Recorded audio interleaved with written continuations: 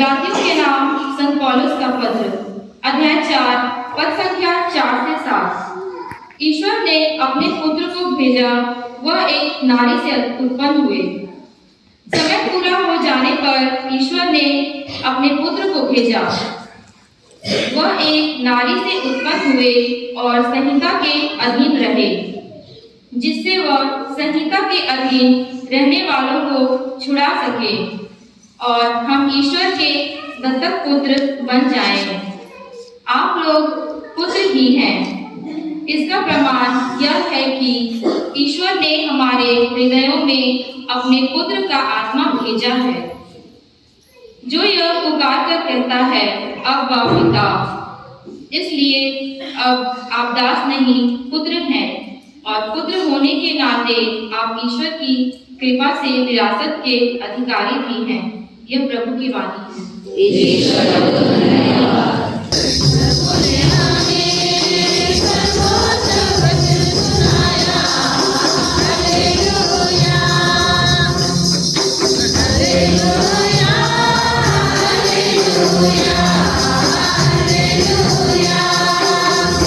प्रभु आप लोगों के साथ हो।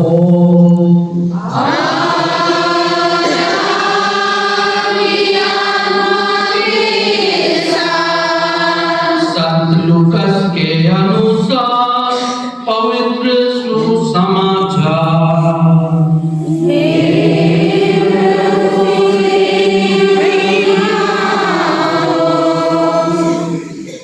अध्याय 2 पद संख्याएं 16 से 21 तक। चरवाहे शीघ्र ही चल पड़े और उन्होंने मरियम, यूसुफ तथा चरनी में लेटे हुए बालक को पाया। उसे देखने के बाद उन्होंने बताया कि इस बालक के विषय में उनसे क्या क्या कहा गया है। सभी सुनने वाले चरवाहों की बातों पर चकित हो जाते थे। मरियम उन सब बातों को अपने हृदय में रख कर उन पर विचार किया करती थी। जैसा चरवाहों से कहा गया था, वैसा ही उन्होंने सब कुछ देखा और सुना। इसलिए वे ईश्वर का गुणगान और स्तुति करते हुए लौट गए। अब 8वें दिन बालक के खतने का समय आया, तो उसका नाम यीशु रखा गया। स्वर्गदूत ने गर्भाधान के पहले ही उसे वही नाम दिया था। प्रभु का सुसमाचार। ख्रिस्त में माता पिता भाई और बहन, एक बार एक राजा अपने बेटे के जन्मदिन पर एक बड़ा भोज का आयोजन किया और बहुत सारे लोगों को एक बड़ा सा हॉल में बुलाया। राजा बहुत खुश था अपने बेटे के जन्मदिन पर, और उसी खुशी से वो एक बड़ा घोषणा करता। वहां जितने भी उस बड़े हॉल में जो आए थे उन लोगों से, आज मैं मेरे बेटे के जन्मदिन पर बहुत खुश हूं, इसलिए तुम लोग इस हॉल में जो कुछ है, जो तुम चाहते हो तुम ले लो, आज तुम्हारा हो जाएगा। और ये घोषणा सुनते ही वहां जितने भी उपस्थित थे, जो भी चीज वहां मिला सब वे लोग लेने लगे। निर्देश के आधार पर कहा गया था कि एक व्यक्ति केवल एक चीज ले जाएगा। एक लड़की थी, वो सोचने लगी क्या लूं, क्या ऐसा चीज लूं कि उसको लेने से मेरा सब कुछ हो जाए। बहुत चिंतन मंथन करने के बाद प्रिय भाई और बहन, वो राजकुमार को जाकर के वो पकड़ती है और वो कहती है कि अगर मैं इसको ले लूं, पूरा राज्य और जो भी इसका सब मेरा हो जाएगा इस तरह। और वैसा वो करती है। और अगर देखें तो उस युवती का वो सोच अच्छा था। आज हमारे लिए कुछ उसी तरह की बात होती है। आज हम नए साल में 2025, और आज का जो पहला पाठ पढ़ा गया गणना ग्रंथ से, उसमें आशीर्वाद और सुरक्षा बताई गई। और आज हम कितने सुंदर और अच्छे मनोभाव से उस ईश्वर के पास आए हैं जिसके पास सब कुछ है। और अगर उसकी आशीष और कृपा और आशीर्वाद हमें मिल गया तो हम धन्य हो जाएंगे। जैसे इस कहानी जो छोटा सा मैं बताया उसमें वो युवक थी, उस राजकुमार को ले ली और उसको लेने के कारण उनको जो उनको चाहिए था करीब करीब सब मिल गया। वैसे हमारे लिए ईश्वर है और उसी ईश्वर के पास आज हम आए हैं। इस नए साल में अपने पूरे परिवार को हम चढ़ा रहे हैं। पूरे परिवार के लिए उस सब चीज के स्रोत जो है ईश्वर, उसे आशीर्वाद और उसका सुरक्षा मांग रहे हैं। और यही बात आज के पहले पाठ में बताई गई। इस्राएली लोग मिस्र देश की गुलामी से निकल करके प्रतिज्ञा देश जा रहे थे। मूसा को ईश्वर निर्देश देता है कि तुम हारून और उनके जो है उनको बताओ कि वे अपने लोगों के पास जाए और उनको सिखाए कि वे ईश्वर के पास जा करके आशीष और सुरक्षा की प्रार्थना करें। और अगर ईश्वर की आशीष और छत्र छाया उन पर बनी रहेगी वे आसानी से प्रतिज्ञा देश जा सकेंगे। ईश्वर का संरक्षक बनेगा। ये बात पहले पाठ में बताए गए और इससे आज हमें यही संदेश मिल रहा है कि हम भी उस ईश्वर के पास आए, उस ईश्वर से जुड़े और अगर उस ईश्वर को हम पा गए तो हमको सब कुछ मिल जाएगा। और उस ईश्वर को 2000 वर्ष पूर्व बालक के रूप में ईश्वर हम सबको दिया है, जिसको हम लोगों ने 25 तारीख रात्रि और सुबह का मिसा में याद किया। ईश्वर के उस महान प्यार का हमने एहसास किया और आज के पाठ का आधार पर हमें उसी प्रभु यीशु क्रिस्त के संरक्षण में आने और उससे जुड़ कर अपने जीवन को जीने की चुनौती दी जा रही है। आज का दूसरा पाठ गलातियों के नाम संत पौलुस के पत्र से पढ़ा गया। इसमें संत पौलुस एक बड़ी बात हम सबको बता रहे हैं कि ईश्वर एक नारी से, यीशु क्रिस्त एक नारी से उत्पन्न हुए और उस नारी से उत्पन्न होने के कारण हम उसके भाई बहन बन गए और भाई बहन बन जाने के कारण हम उस ईश्वर को अब्बा और पिता कहकर पुकार सकते हैं। हम दत्तक पुत्र यीशु क्रिस्त के कारण बनाए गए। ये बात आज के दूसरे पाठ में बताया जा रहा है। और ये पुत्र एक नारी अर्थात माता मरियम से जन्म लिया। इसलिए माता मरियम जिसका त्योहार आज हम मना रहे हैं, ईश्वर की मां होने का त्योहार, ईश्वर की मां है वो और हमारी भी वो मां है और हम उसकी महत्ता अपने जीवन में एहसास करते हैं। मां की भूमिका परिवार में क्या होती है, हर एक इंसान, हर एक बच्चा, हर एक जन जानता। मां की उपस्थिति हम सबों को आनंद, खुशी, संतुष्टि, सुरक्षा का एहसास कराती है और पूरे मानव जाति के लिए आध्यात्मिक मां माता मरियम है। और उसी की मध्यस्थता हम रोजरी के द्वारा, पारिवारिक प्रार्थना के द्वारा हम करते हैं। आज का ये पाठ हमें उस माता मरियम को जानने और उसकी विशेषताओं को गौर करने और उसके नामों पर हमको चलने के लिए ललकारती है। आज का सुसमाचार में हमारे लिए 2 नमूने दिए गए हैं माता मरियम के संबंध में। सुसमाचार में हम लोगों ने क्या सुना? यीशु क्रिस्त का जन्म हो चुका है और जन्म होने के बाद स्वर्गदूत गलीलियों को जाकर के संदेश देते हैं कि तुम्हारा मुक्तिदाता जन्म लिया, तुम उसको कपड़े में लपेटे हुए चरनी में लेटा हुआ पाओगे, वे महान होंगे। इस तरह का संदेश स्वर्गदूत गलीलियों को देते हैं। गलीलिये जो मैदानों में अपने भेड़ों को चराया करते, ये गरीब थे और उनके बीच ये दूत आकर के संदेश देता और उस संदेश को सुन करके ये गलीलिये कहते, चलो हम लोग उस अद्भुत नजारा को देखें जिसकी सूचना ये दूतगण दिए। सब वे चले जाते हैं जैसा उनको निर्देश दिया गया था और वे जाकर के जैसा स्वर्गदूतों ने उनको बताया था ठीक वैसा ही वे पाते हैं। यीशु और छन्नी में लेटे हुए बालक को देखते हैं और जो जो बातें उनके बारे में बताई गई थी वे उसी तरह से वे पाते हैं और वे मंदिर से गदगद हो जाते हैं। खुशी आनंद शांति उनके मंदिर में छा जाती है और दूतों ने जो बात बताई थी उन बातों को जोसेफ मरियम को भी वे लोग बताते हैं और इस तरह से ईश्वर की महिमा आराधना स्तुति करते हुए वे वहां से जाते हैं। लेकिन यहां पर माता मरियम में बड़ी बात हम पाते हैं कि वे उनके वचनों को सुनती है, हृदय में संजोती है और उस पर मनन ध्यान करके वो ईश्वर की महानता को पहचानती है, एहसास करती है।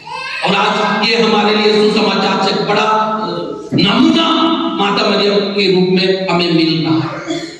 पहले ही वो ईश्वर के वचन को गब्रिएल को जो संदेश दिया था उसको वो सुनी थी और उसको अपने हृदय में आत्मसात की थी और उसी के जवाब में वो कहती, देख मैं प्रभु की दासी हूं, तेरा कदम मुझ में पूरा हो। ईश्वर के वचन को हृदय में ली थी।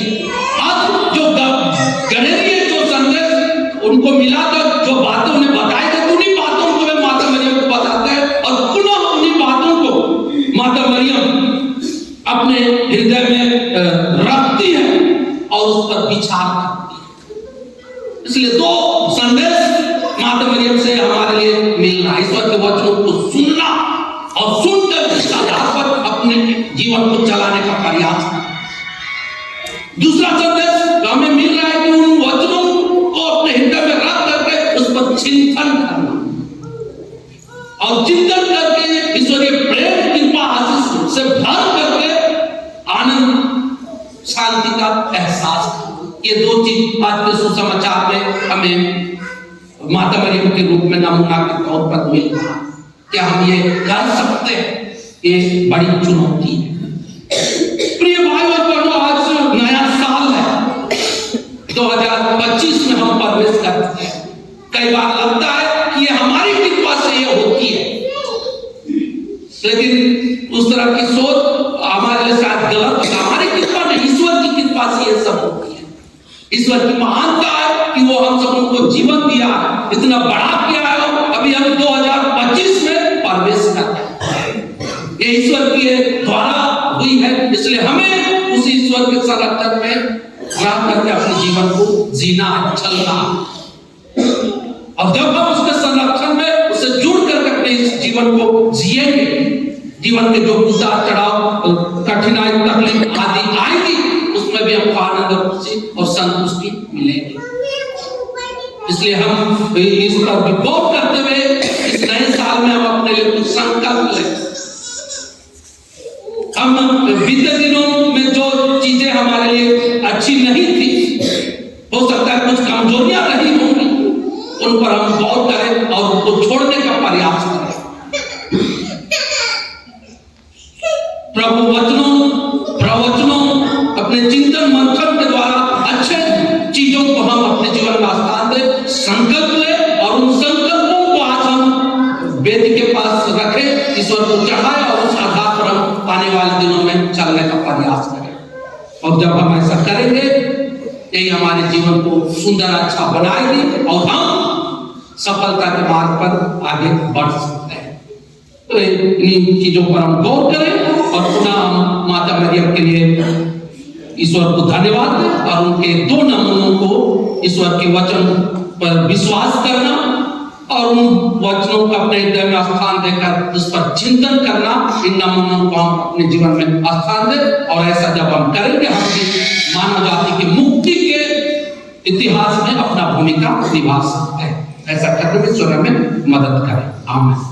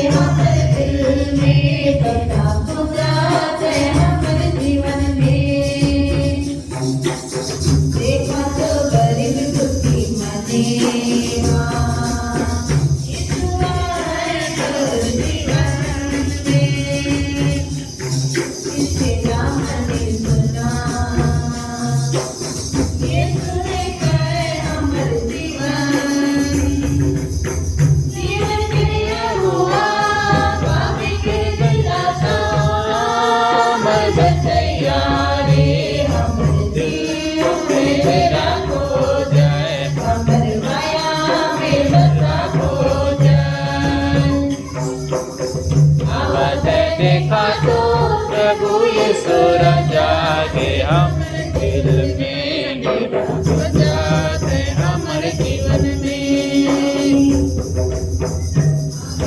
देखा तो प्रभु यीशु राजा के हमारे दिल में जाते हमारे जीवन में।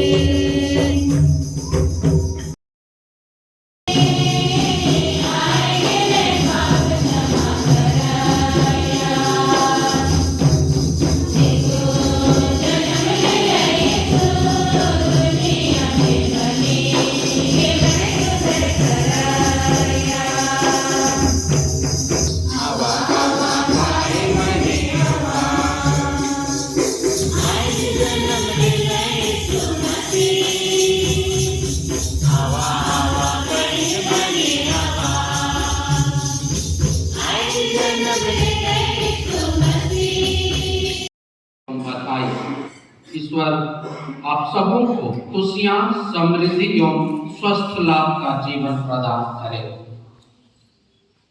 दूसरा, आज के कोयर को धन्यवाद। आगामी रविवार के लिए प्रथम यूनिट कॉन्वेंट तैयार रहेंगे। हे संत मरिया हमारे लिए प्रार्थना कीजिए। हे संत जोसेफ हमारे लिए प्रार्थना कीजिए। मरे विश्वासियों की आत्माएं परमेश्वर के दया से शांति में निवास करें। आमीन। यीशु का कोमल हृदय उनके साथ हो और आपके आत्मा के साथ। सर्वशक्तिमान परमेश्वर पिता और पुत्र और पवित्र आत्मा आप सबों पर उनका और सदा बना। जय यीशु। जैसु खुश नया साल। यीशु खुश प्रभ सभी को। फादर फिलिप को बहुत बहुत धन्यवाद उनके आशीर्वचन के लिए। उनके उपदेश और आशीर्वचन हम लोग के जीवन में बहुत ही ऊर्जामय आशीष मिलती है, हमारे विश्वास को और अधिक बढ़ाती है। फादर की ब्लेसिंग से मेरे फादर की उपस्थिति बहुत गरिमामय रही, इसलिए उनको बहुत बहुत धन्यवाद पारिश की ओर से देते हैं हम लोग। फादर चर्च में पहले हो जाएगा करने के चक्कर में हम लोग गए नहीं, वहीं हम लोग को धन्यवाद देना था, लेकिन माता मरियम के समक्ष हम लोग धन्यवाद दे रहे हैं।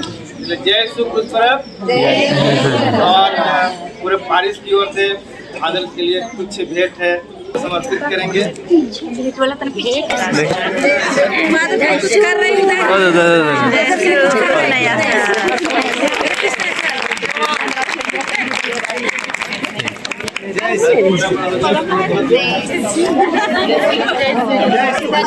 जय यीशु क्रिस्ट, नया साल फिर से फादर।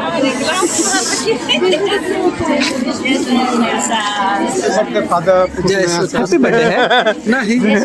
तो कौन बोला? अभी बताया हमको किनका? मेरा?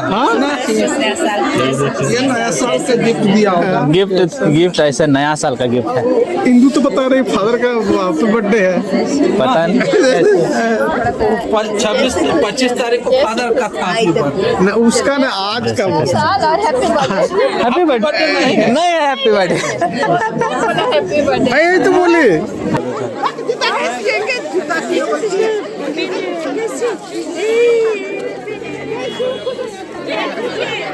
इधर है।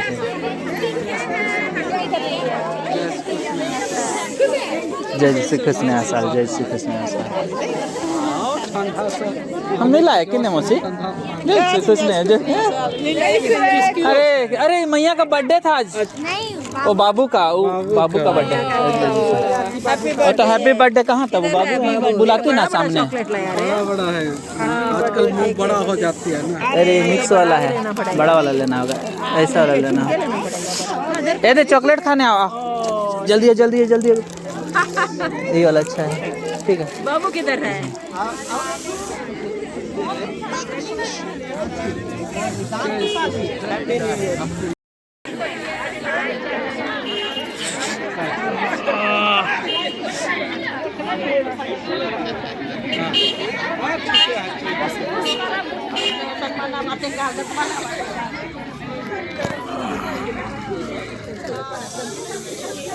जय श्री कृष्ण नया साल।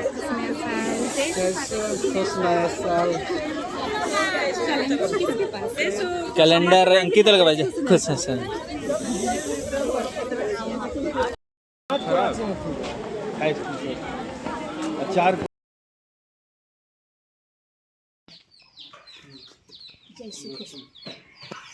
हो गया।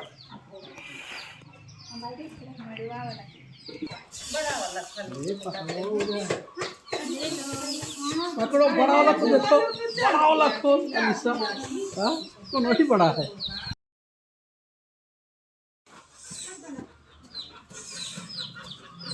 लो लो लो।